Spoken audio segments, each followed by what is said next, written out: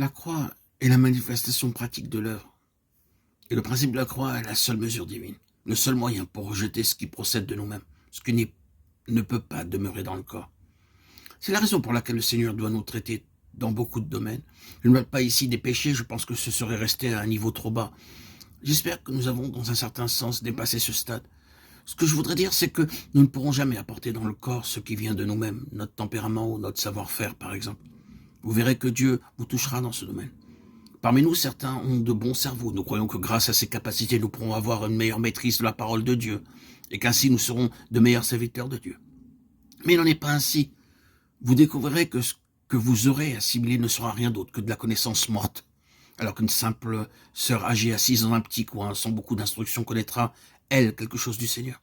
Vous pouvez être un pasteur ou un serviteur, et vous découvrirez, lorsque vous serez devant elle, que Christ se manifeste plus en elle qu'il ne le fait en vous-même. Vous réaliserez que ce que vous possédez, c'est une chose qui est en dehors du corps. Que le Seigneur nous préserve donc de simplement servir parce que nous avons un bon cerveau. Nombreux sont ceux qui parmi nous ont besoin d'être délivrés de l'influence de leur tête. Vos capacités, votre puissance naturelle n'ont rien à faire avec le corps. Tout cela doit être ôté. Dieu veut nous faire voir que la force naturelle, l'épine dorsale de notre force naturelle doit être brisée. Tout cela n'a rien à faire avec le corps. Lorsque vous voyez cela de manière spontanée, vous réalisez alors que cela ne peut pas édifier. Cette chose n'a pas sa place dans ce domaine. Elle doit se retirer. Saül représente la chose suivante. Un système organisé parmi le peuple de Dieu qui se dresse contre celui que Dieu a oint. Il y avait deux ennemis opposés à David. D'une part, il y avait Goliath, les Philistins, les ennemis qui venaient du dehors. Et d'autre part, il y avait Saül, celui qui venait de l'intérieur. Il est vrai que Saül a combattu les Philistins, mais souvenons-nous que ces deux ennemis ont voulu empêcher David de monter sur le trône. Saül se caractérisait par sa haute taille, il dépassait les Israélites d'une tête. C'était un homme d'une stature exceptionnelle, il typifie le cerveau humain, les conceptions humaines, les idées humaines, en opposition au divin. Ce que l'homme pense être bien, juste, et qui cependant se dresse contre Dieu, c'est cela, Saül. C'est ce qui ne place pas celui qui a été oint sur le trône.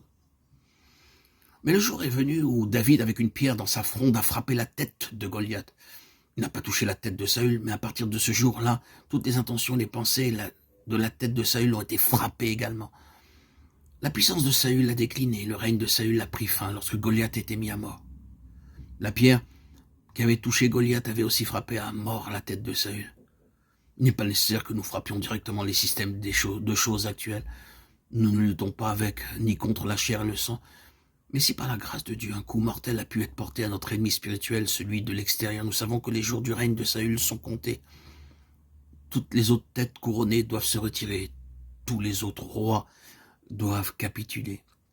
Le trône doit être donné à David. C'est ce que Dieu fait aujourd'hui. Voici ce qui est sur mon cœur. Si vous connaissez réellement la croix, elle vous introduira dans le corps. Et il y a une chose qui me rend perplexe lorsque je rencontre des chrétiens. Ils sont si nombreux à professer qu'ils connaissent le Seigneur, si nombreux à déclarer connaître la profonde signification de la croix. Mais cependant, rien ne se produit. Ils en sont toujours au même point, rien ne progresse. Ils déclarent croire au corps. Ils disent que tous sont un en Christ. Ils soulignent que le vieil homme doit partir, que l'homme naturel doit se retirer, que rien de tout cela ne doit subsister, ne doit être gardé. Mais rien ne se passe. Vous ne voyez jamais les choses se manifester. Ce n'est pas un simple langage, que le Seigneur nous préserve d'être uniquement des parleurs. Le Seigneur doit nous donner quelque chose de spirituel afin que nous puissions réellement voir. Ainsi nous réaliserons que tout ce que nous avons traversé, tout ce que le Seigneur faisait en nous, n'avait pour autre objectif que le corps. Il s'avère tu à ôter ce qui vient de nous-mêmes pour faire de nous des membres qui fonctionnent dans le corps. Puisse-t-il donc nous conduire afin que nous soyons en mesure de voir clairement ce qu'il fait aujourd'hui. Également que rien de ce qui procède de nous-mêmes ne peut avoir de part dans son corps. Amen. Alléluia. Gloire à Dieu au plus haut des cieux et paix sur la terre aux hommes qu'il aime. À toi, Seigneur, tout honneur et toute gloire pour les siècles des siècles.